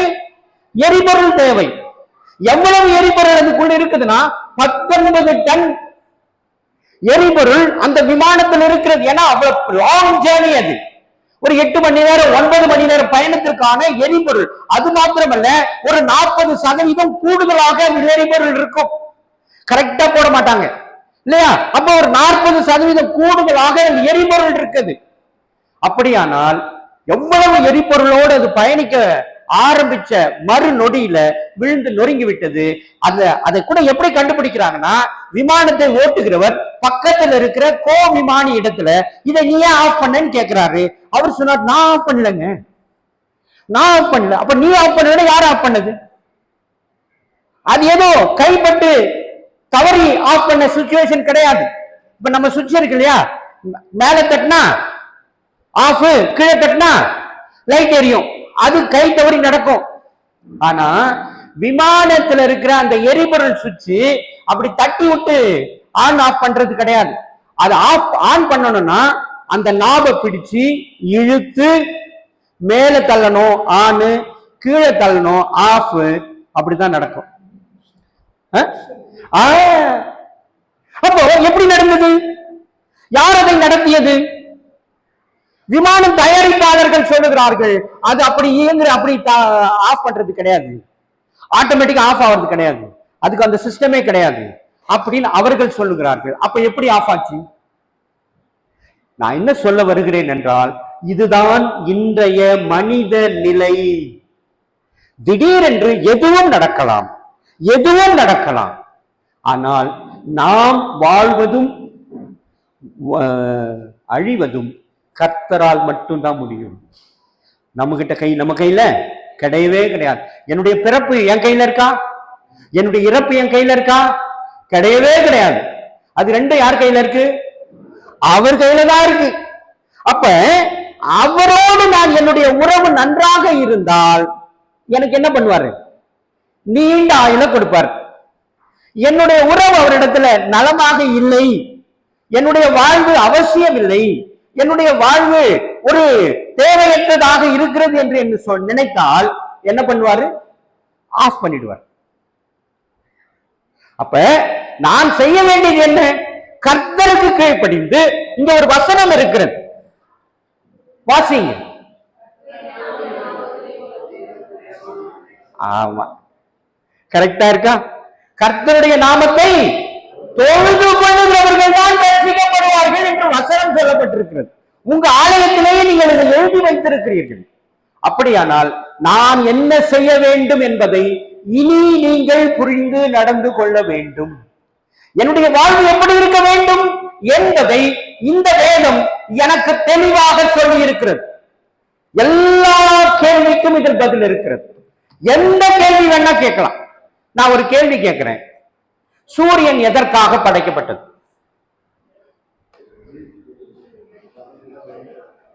என்னமா? பகலை ஆள்வதற்கு. அப்படின்னா என்ன அர்த்தம்? வெளிச்சத்துக்காக. யார் சொன்னது? கை தூக்குங்க கொஞ்சம். Very good. பகலை ஆள. Very good. இப்ப அப்படின்னா என்ன அர்த்தம்? வெளிச்சத்துக்காக. கரெக்டுங்களா? தெளிவா தெளிவா தெளிவா தெளிவா வாசிங்க. ஆதியாகமம் 1:3 வசனத்திலிருந்து வாசிங்க. தேவன் வெளிச்சம் உண்டாக கடவுது. வாசிங்கம்மா. வெளிச்சம் நல்லது என்று தேவன் கண்டார். வெளிச்சத்தையும் இருளையும் தேவன் வெவ்வேறாக பிரித்தார். தேவன் வெளிச்சத்திற்கு பகல் என்று பெயரிட்டார், இருளுக்கு இரவு என்று பெயரிட்டார். சாயங்காலமும் விடியற் காலமும் ஆகி முதலாம் நாள் ஆயிற்று. Very good. 14 வசனத்தை வாசிங்க. பின்பு தேவன் பகலுக்கும் இருளுக்கும் வித்தியாசம் உண்டாகத்தக்க வானம் என்கிற ஆகாய விரிவிலே சுடர்கள் உண்டாக கடவுது. அவைகள் அடையாளங்களுக்காகவும் காலங்களையும் நாட்களையும் வருஷங்களையும் குறிக்கிறதற்காகவும் இருக்க கடவுது என்றார். அவைகள் பூமியின் மேல் பிரகாசிக்கும்படி வானம் என்கிற ஆகாய விரிவிலே சுடர்களாய் இருக்க கடவுது என்றார். அது அப்படியே ஆயிற்று.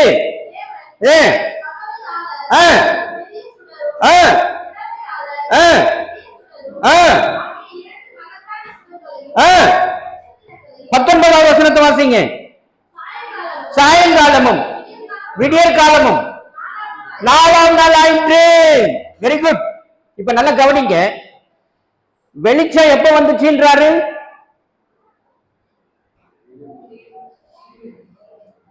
வெளிச்சம் எப்பொழுது உண்டானது என்று சொல்லுகிறார்? பேச மாட்டேன்றீங்களே.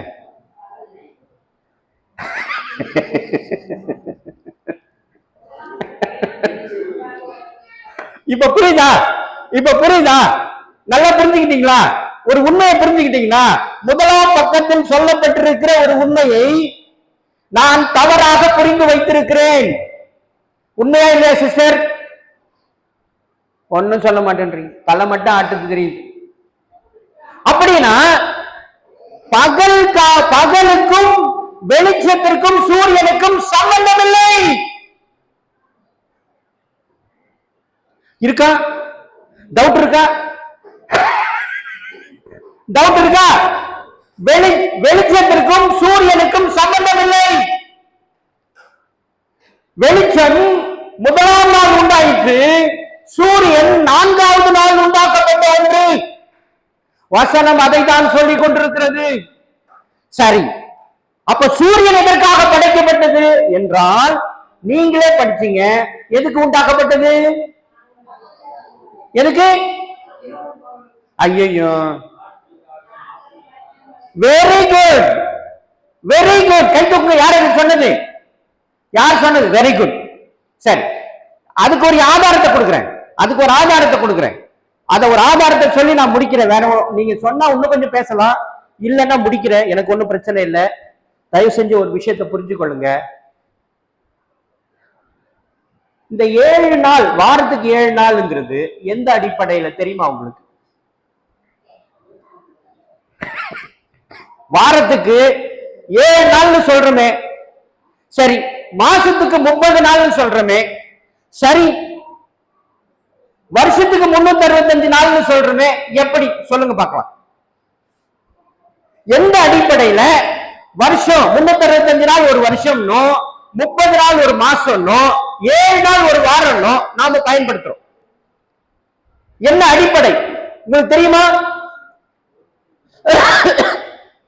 தயவு செய்து புரிந்து கொள்ளுங்கள் பிரியமானவர்களே. சத்திய வேதத்தில் இதற்கு பதில் இருக்கிறது. உங்களுடைய எந்த கேள்வியானாலும் அதற்கு பதிலை எதுல தேட முடியும்? வேற எங்கேயும் கிடைக்காது. வேற எங்கேயும் உங்களால் கண்டுபிடிக்க முடியாது. இந்த சத்திய வார்த்தை தான். அப்படியானால் இது ஒண்ணு மட்டுமே நிச்சயம். அதனாலதான் இதற்கு சத்திய வார்த்தை என்று பொருள். சத்தியம் என்றால் உண்மை. உண்மை தவிர வேறு அல்ல. வேறு எதுவும் உண்மை கிடையாது. சரி, இப்ப நல்ல வரதுக்கு வாங்க. இப்ப 14ஆம் வசனத்தை வாசிங்க சிஸ்டர்.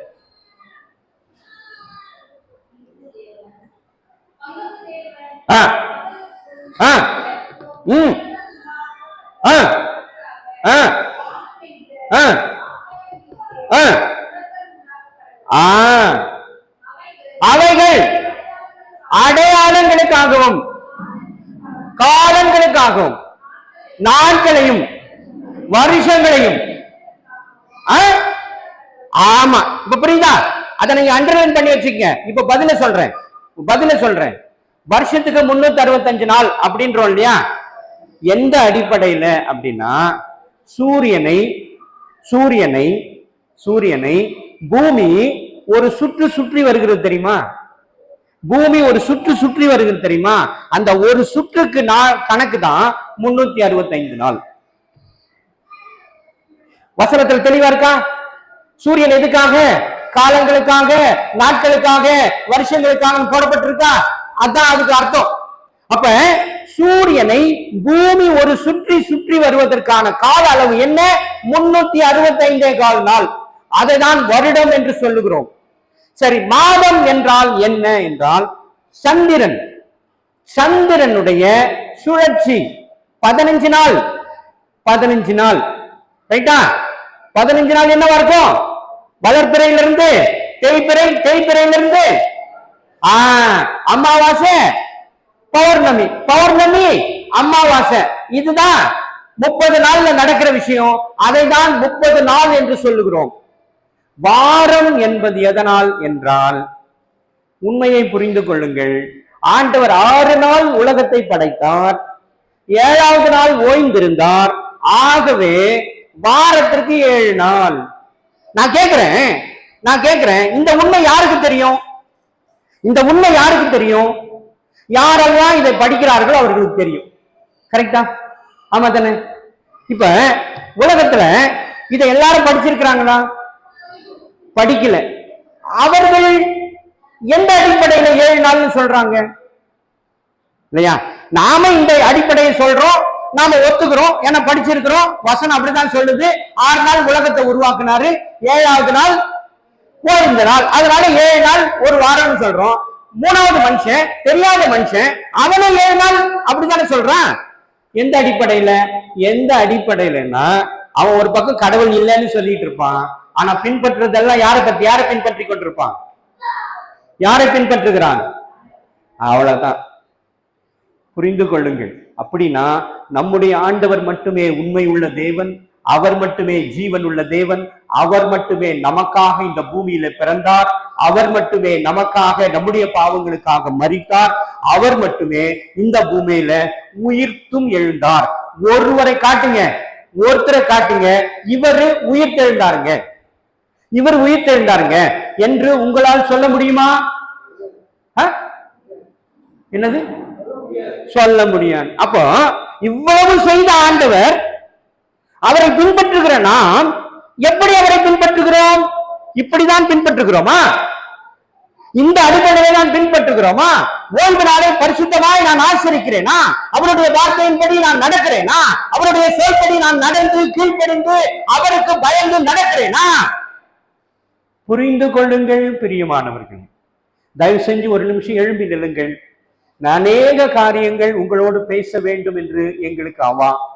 ஆனாலும் காலம் கருதி, உங்கள் சூழ்நிலை கருதி நாங்கள் இப்பொழுது முடித்துக் கொள்கிறோம். ஆனாலும் தயவு செய்து இது உங்கள் கரங்களிலே இருக்கிறது, உங்கள் கரங்களிலே இருக்கிறது. இதை அனுதின தியானமாக மாற்றுங்கள். வாசிங்க, நின்று கொண்டே ஒரு வசனத்தை வாசிங்க. சங்கீதங்களின் புஸ்தகம் 1வது அதிகாரம் 2வது வசனம். கர்த்தருடைய வேதத்தில் பிரியமாயிருந்து இரவும் பகலும் அவருடைய வேதத்தில் தியானமாயிருக்கிற மனுஷன் பாக்கியவான். பாக்கியவான் என்ன பொருள்? ஆசீர்வதிக்கப்பட்டவர்கள். அப்ப யார் ஆசீர்வதிக்கப்பட்டவர்கள்? யார் ஆசீர்வதிக்கப்பட்டவர்கள்? பிரியமா இருந்து இரவும் பகலும் தியானிக்கிற மனுஷன் தான் ஆசீர்வதிக்கப்பட்டவர்கள். தயவு செய்து இன்னொரு உண்மையையும், ஒரு சரித்திர உண்மையையும் உங்களுக்கு நான் சொல்ல விரும்புகிறேன், கேட்டுக்கொள்ளுங்கள். இன்றைக்கு யார் ஒருவர், நீங்க யாரையாவது ஒருவர் ரொம்ப விசேஷமா இருக்கிறாரு, அவர் ரொம்ப ஆசீர்வாதமா இருக்கிறாரு, அவர் ரொம்ப சிறப்பா வாழ்க்கை வாழறாரு அப்படின்னு நீங்க ஒருத்தரை பார்த்து இவர் நல்லா இருப்பாருங்க, இவர் சிறப்பா இருக்கிறார் அப்படின்னு நினைச்சு அவரை கொஞ்சம் உற்று நோக்கி பார்த்தீர்களானால் அவர் நிச்சயமாக இந்த வேதத்தை வாசிக்கிறவராக தியானிக்கிறவராக மட்டுமே இருப்பார். ஹல்லேலூயா. இதை நான் சேலஞ்சாவே சொல்றேன். நீ யாரனா எடுத்துக்கங்க, உங்க கையிலே கொடுக்கிறோம். நீங்களே ஒருவர் இவர் சிறப்பா இருக்கிறாருங்க, எல்லாத்துலயும் ஒரு சூப்பரா இருக்கிறார் அப்படி நீங்க ஒருத்தரை முடிவு பண்ணி அவரை கொஞ்சம் உற்று கவனித்தீர்களானால் அவர் என்ன பண்ணி கொண்டிருப்பார்? பைபிள் வாசிக்கிற ஒரு மனிதனாக தான் இருப்பார். ஒரே ஒரு சாட்சியை மட்டும் சொல்லிடுறேன், ஒரே ஒரு சாட்சி. இங்க குளோபல் இன்ஜினியரிங் காலேஜ்னு ஒண்ணு இருக்கு, தெரியுமா உங்களுக்கு? குளோபல் இன்ஜினியரிங் காலேஜ்னு விஷாரத்துல இருக்கு. அவங்க இன்ஸ்டிடியூஷன் எல்லாம் காட்பாடி விஐடி எழுத்தாப்புல எல்லாம் இருக்கு, நிறைய இன்ஸ்டிடியூஷன் அவங்களுக்கு. அவரை ஒரு முறை சந்திக்க போயிருந்தேன். அவர் யாரு அப்படின்னா, நம்ம கோல்டன் டெம்பிள் இருக்கு இல்லையா, அந்த கோல்டன் டெம்பிள் சாமியாரோட சகோதரியினுடைய ஹஸ்பண்ட், அவர் சகோதரியினுடைய கணவர். அவரை பார்க்கறதுக்காக நான் போயிருந்தேன். அப்ப அவர் ஆபீஸ்க்கு என்ன அழைச்சி கொண்டு போனார். இவ்வளவு பெரிய அறை, அகலம் இவ்வளவு பெருசு இருக்கும், ஆனால் விட்டு வந்து இவ்வளவுதான், இந்த அளவு வரைக்கும், இந்த அளவு இருக்கும், அவ்வளவுதான். உள்ள போனா இந்த நீட்ல இருந்து இந்த நீட் வரைக்கும் வெறும் சாமி படம் சிலைகளா வச்சிருக்கிறாரு. ஒரு டேபிள் ஒன்று போட்டிருக்கிறாரு, இங்க சேரு, நாங்க உட்கார்றதுக்கு சேர் இருக்கு. நான் போய் உட்கார்றேன். நான் எதுக்கு போனேன் அப்படின்னா, அந்த கல்லூரியில வேத ஆகமத்தை கொடுக்கணும் அப்படின்னு பர்மிஷன் கேட்கறதுக்காக நான் போறேன். ஒரு லெட்டர் ஒன்று டைப் பண்ணிட்டு போறேன். போனா அவர்கிட்ட போய் உட்கார்றேன். என்னை கூட்டின்னு போனாரு, நல்லா உபசரிச்சாரு, என்கிட்ட நல்லா பேசிட்டு இருந்தாரு. சொல்லுங்கய்யா, எதுக்கோ நீங்க வந்தீங்களா, என்ன விஷயம்? ஆனா நான் தான் இதை பார்த்துட்டேன். இதை பார்த்ததுக்கு அப்புறம் நம்ம கேட்க முடியுமா? கேட்க முடியுமா? நமக்கு ஒரு தயக்கம். எப்படி நான் இந்த இடத்துல ஓபன் பண்றது, பைபிள் கொடுக்க போறேன்னு சொல்ல முடியுமா அப்படின்னு நான் தயங்கி இருக்கிறேன். அவர் சொல்லுங்க சார், சொல்லுங்க சார், சொல்லுங்க சார், சொல்லுங்க சார்னு 3 முறை 4 முறை கேட்டார். வேற வழியே இல்லாம அந்த லெட்டரை மெதுவா நீட்டினேன். வாங்கி படிச்சுட்டு, இவ்வளவு தானே, தாராளமா கொடுங்க அப்படின்னு சொன்னார். அடுத்ததுதான் ஒரு ட்விஸ்ட். இவ்வளவு பெரிய வேதாகமம் நான் இதுவரைக்கும் எங்கேயும் பார்த்ததே கிடையாது. உண்மையா சொல்றேன், இவ்வளவு பெரிய வேதாகமம். அவர் டிராயரை திறந்து வெளியே எடுத்து, இதை தாங்க நான் படிச்சுக்கிறேன்னு சொன்னார். என்ன பண்றாரா? ஹல்லேலூயா, ஹல்லேலூயா, ஹல்லேலூயா. அதனாலதான் சொல்றேன், நீங்க யார வேணா இவர் நல்லா இருக்கிறாருங்க, இவர் சிறப்பா இருக்கிறாருங்க அப்படின்னு நீங்க நினைச்சு அவரை கொஞ்சம் ஊன்று கவனித்தீங்கன்னா அவர் பைபிள் படிக்கிறவரா இருப்பார். அப்படின்னா நீங்கள் என்ன செய்ய வேண்டும் என்பதை புரிந்து கொள்ளுங்கள். நான் இப்படியே இருக்கிறதுக்காக ஆண்டவர் நம்மை அழைக்கல. என்னுடைய வாழ்க்கை இப்படியே இருப்பதற்காக கஷ்டத்தோடும் கடினத்தோடும் பலகீனத்தோடும் கண்ணீரோடும் கவலையோடும் நான் வாழ்வதற்கு ஆண்டவர் என்னை அழைக்கவில்லை. என்னை மேன்மையாக வைப்பதற்காக ஆண்டவர் அழைத்திருக்கிறார். இதை நம்புவீர்களானால் இன்றைக்கே முடிவெடுங்கள். கர்த்தருடைய வார்த்தைக்கு கீழ்ப்படியுங்கள். அதை அனுதின தியானமாக மாற்றுங்கள். அடுத்த முறை உங்களை நான் சந்திக்கும் பொழுது இந்த வார்த்தையை நீங்கள் உங்கள் வாயில் சொல்ல நான் கேட்க வேண்டும். ஹல்லேலூயா. ஒரு மகிழ்ச்சியே இல்லையா? ஒரு மகிழ்ச்சியே இல்லையா? கையை தட்டுங்க. இன்னும் இவ்வளவுதானா? இவ்வளவுதானா? உங்க வாழ்க்கை மாறப்போகிறது. உங்கள் வாழ்க்கை மாறப்போகிறது. நீங்கள் செய்ய வேண்டியதை நான் இன்று உங்களுக்கு வெளிப்படுத்தி இருக்கிறேன். இதை நீங்கள் பின்பற்றி நடப்பீர்களானால் உங்கள் வாழ்க்கை மாறும். எப்படி இந்த ஆறு மாறினதோ அப்படி உங்கள் வாழ்க்கை மாறும். ஹல்லேலூயா, ஹல்லேலூயா. தலைகளை தாழ்த்துங்கள், கண்களை மூடுங்கள், ஆண்டவரோடு கூட பேசுங்க. ஆண்டவரை, இவ்வளவு நேரம் என் கூட பேசி இருக்கிறீங்கப்பா. பல்வேறு காரியங்களை பேசி இருக்கிறீர்கள். பல கடினமான காரியங்களை கூட எங்களோடு கூட பேசி இருக்கிறீர்கள். எங்களால் ஜீர்ணிக்க முடியாத காரியங்களை கூட பேசி இருக்கிறீர்கள் ஆண்டவரை. ஆனால் ஒன்று மட்டும் நிச்சயம் அப்பா, அவைகளின்படி நான் நடப்பேன். ஆனால் என்னுடைய வாழ்வு இப்படி இருக்க போவதில்லை. அது மாற்றம் உள்ளது, மாறக்கூடியது என்பதை நிரூபிக்க ஒரு வாய்ப்பை எனக்கு கொடுத்திருக்கிறீர். ஆகவே உமக்கு நன்றி என்று சொல்லுங்கள். ஆண்டவரோடு கூட பேசுங்க. இங்கே உங்கள் மத்தியிலே பேசின ஏதோ ஒரு வார்த்தை நிச்சயமாக உங்களுக்கானதாக இருக்கும், உங்களுக்காக பேசப்பட்டதாக இருக்கும். இது எனக்காகவே வெளிப்பட்டது என்று நீங்கள் நிச்சயமாக சொல்ல முடியும். அப்படி அந்த வார்த்தையை நீ நம்புவீர்களானால் அதற்காக ஆண்டவருக்கு நன்றி சொல்லுங்கள்.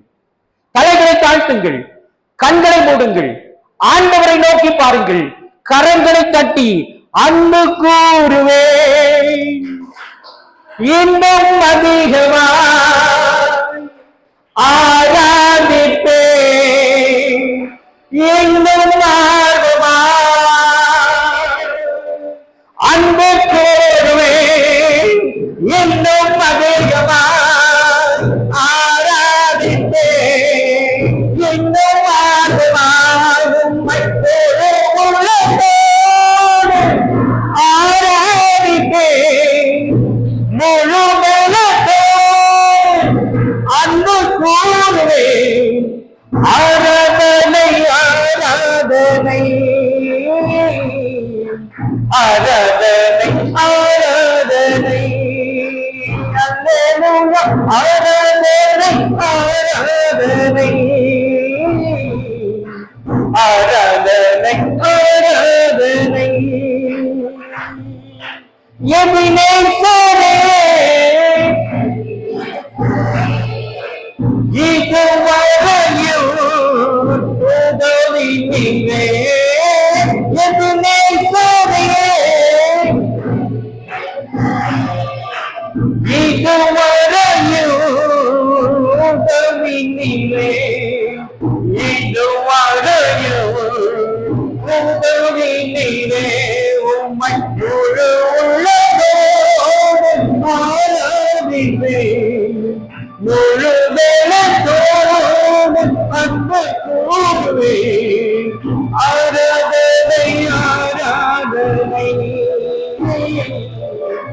ஆராதனை ஆராதனை அல்லேலூயா ஆராதனை ஆராதனை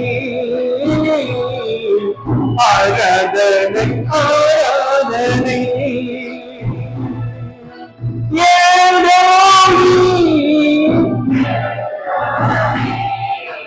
என்னை கண்டீரே நன்றி ஐயா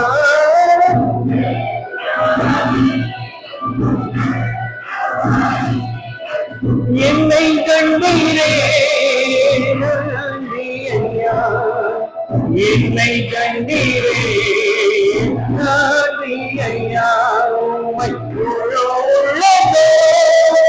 ஆராதிப்பே முழு வந்து கூடுவே ஆராதனை ஆராதனை ஆராதனை ஆராதனை அல்லேலூயா ஆராதனை ஆராதனை ஆராதனை ஆராதனை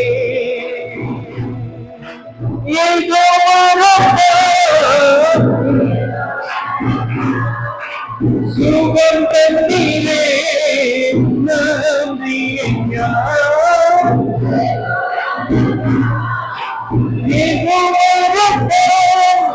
சுகம் தந்தீரே நன்றி ஐயா சுகம் தந்தீரே நன்றி ஐயா முழு உள்ளத்தோடு ஆராதிப்பேன்